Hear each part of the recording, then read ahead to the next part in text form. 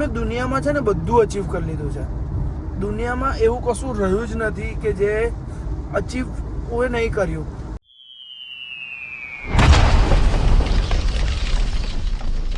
તું કહો છો દીવાનાઓ. અમારે છે ને કેવું છે, ઘરમાં અમારો જે ફેમિલીમાં બધા અમારા કઝિન્સ છે, ભાઈ બહેનો છે, એના માટે એક નામ પડ્યું છે દીવાની ગેંગ. કે ભાઈ બધા દીવાનાઓ છે, બધા દીવાના જેવા કામો કરે. વિચાર્યું કે કેમ નહીં, આપણા તમે લોકો જે જોડાઓ આપણી જોડે એ બધાને દીવાની ગેંગ. કારણ કે જો અમે દીવાના છે ને તમે અમારા વિડીયો જોતા હોય તો તમે બી દીવાના જ. તો દીવાનાઓ કેવું છે, મજામાં છે.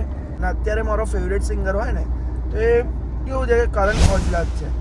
એનું એક રીઝન છે કે જ્યારે એને જે સમયમાં જે ગાયનો લખ્યા છે એની બધી અલગ અલગ પરિસ્થિતિઓ પર પંજાબી સોંગ સમજવું થોડુંક અઘરું પડે.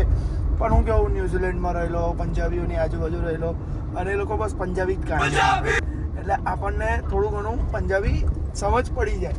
લોકો પેલા નોન ગુજરાતી હોય કે ફોરેનર હોય, જે લોકોને આમ ગુજરાતી ખબર પડવા મળે, કેમ છો આમ તેમ, એ રીતે આપણને પંજાબી ખબર પડે.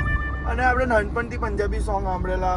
આર્ટને લઈને, આર્ટિસ્ટને લઈને છે ને મને એક વસ્તુ એ લાગે છે કે કોઈ ક્યારે એ વસ્તુ કન્વે કરી શકે. ખબર છે, જ્યારે એ પર્ટિક્યુલર સોંગ લખતો હોય, કે ફોર એક્ઝામ્પલ કોઈ આર્ટિસ્ટ પેઇન્ટર હોય, આર્ટિસ્ટ હોય, એ જ્યારે પેઇન્ટ કરતો હોય, આર્ટ બનાવતો હોય, તો એ વસ્તુને અગર એ ફીલ ના કરી શકતો હોય ને તો એ લોકોને ફીલ ના કરાવી શકે. તમે જૂના કોઈ બી સોંગ જો, બરાબર છે, મુકેશના, મોહમ્મદ રફીના, તો એ ટાઈમે જ્યારે એમને ગાયું છે ને ત્યારે એ વસ્તુને એમને ફીલ કરી. અને એવી જ વસ્તુ જ્યારે મેં આ રાજ સમાણીનો પોડકાસ્ટ જોયો કરણ ઓજલા સાથે, ઇમ્પોર્ટન્ટ વસ્તુ હતી ને એના આખા કોન્વર્ઝેશનની, એ જ હતી કે મેં દુનિયામાં છે ને બધું અચીવ કરી લીધું છે. દુનિયામાં એવું કશું રહ્યું જ નથી કે જે અચીવ કોઈ નહીં કર્યું. લાઈક 30,000 શું કે 30,000 40,000 લોકો સામે ગાયન પણ કરી લીધું, બધું જ કરી લીધું. પણ એક વસ્તુ છે કે મા બાપ નથી ને તો દરેક વસ્તુ ખાલી લાગે. તો કહે છે કે જ્યારે હું કોન્સર્ટ કરું, જ્યારે હું કંઈ પણ કરું ને તો લોકોને એક જ વસ્તુ કહું છું કે please please please spend time with your family. અને બહુ મોસ્ટ ઇમ્પોર્ટન્ટ વસ્તુ છે. અને મારું પણ શું કહેવાય, ઇન્ડિયા આવવાનું કંઈક ને કંઈક રીઝન આ છે જ પહેલાંથી, કે ભાઈ આપણાથી આપણી ફેમિલી વગર ના રહેવાય. દુનિયામાં કશું પણ અચીવ કરી લઈએ તો અહીંયા પૈસો તમને બધું મળી જાય. બ્રો, એક વખત જ્યારે તમે ખોવો ને ત્યારે વસ્તુનો દર્દ, એ વસ્તુ, એ માણસ આજે પણ કેટલો રડે છે કે જે એક વાત કરતા રડી દે છે. કે છે કે એવરી ટાઈમ જ્યારે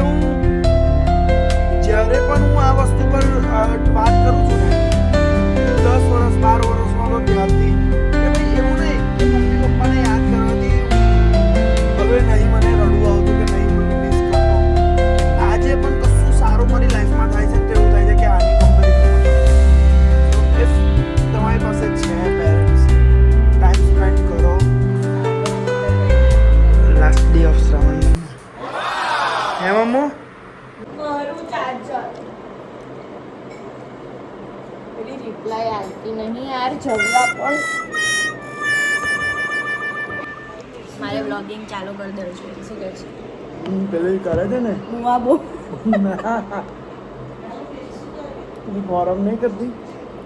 મને જ ભડભડ્યો હતો. ઇન્ડિપેન્ડન્ટ વુમન બનવાનો મને જ ભડભડ્યો હતો. પણ શું કામ બનવું છે? લગ્ન કરી લેવાના હતા ટાઈમ પર. ઇન્ડિપેન્ડન્ટ વુમન બનવા. મારે ધંધો કરવો છે, ધંધો કરવો છે, બિઝનેસ બ્રાન્ડ બનાવવું છે, બ્રાન્ડ. ગામડે ડ્રોન ઉડાયા પછી છે ને ખબર નહીં, એક વખત બરાબર રેકોર્ડ નહોતું કરતો. આઈ થિંક જ્યારે અમે લોકોએ પેલું 360 સૂર્ય નમસ્કાર પણ જ્યારે રેકોર્ડ કર્યું હતું ને ત્યારે પણ આ તકલીફ આવી હતી. ખબર નહીં શું પ્રોબ્લેમ છે. મારે હવે એને ઓપન કરીને એક વખત ફરી જોવું પડશે. દાદરના તે વખતે ખાસા કઈ 35,000 કીધું તું, 25,000 તો ના પાડી. બોલ, મેં કીધું પહેલું મેં 25,000 માં કીધું તું દાદર થઈ જાય 2 વર્ષ પર. ના મોન્યા તો 50 નાખશે.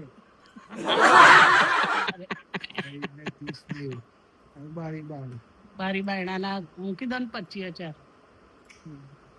25,000 મૂકી દો.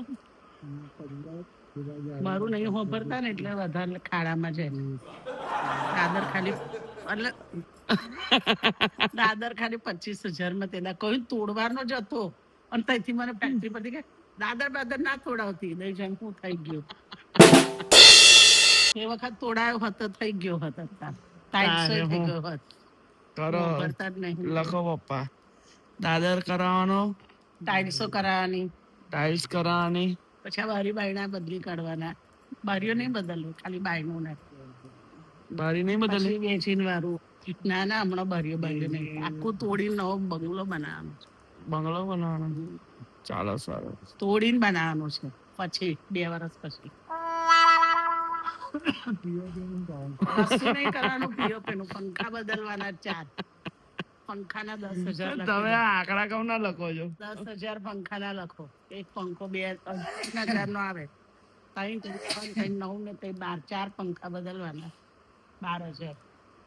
તારો ઓફિસ એક પંખો લઈ જવાનો છે તો લઈ જજે. પછી ઓફિસે એસી નખાય. હાલ ઓફિસે તો એસી હોય. બેજીન નો ખર્ચો આવે 25,000 નો. બેજીન નો લખો 25,000. આ ટીવી નું યુનિટ કરવાનું તે યુનિટના 50,000. 50,000 થશે. 50 થશે. પેલા મહારાજ ને તો એટલા જ થયા હતા. ના ના, એ એમાં ગંધાય, પાણી પપ્પા. મસરા થાય. પેલા આપણે આર્ટિફિશિયલ ગ્રાસ નાખીએ ને તો ગંધાય. એવું? ઉતરે ના પાણી તો ગંધાય. એ તો પેલું એ હોય ને ઉપર તો જ ચાલે. ઉપર શેડ હોય તો જ ચાલે. ઉપર બાથરૂમ કરાય ને તો મને કે તું આપે તો કરાવું કે. તે વખતે તો હતા વળી તે આપ્યા હતા. હવે નહીં. 600 300 ગણો પપ્પા.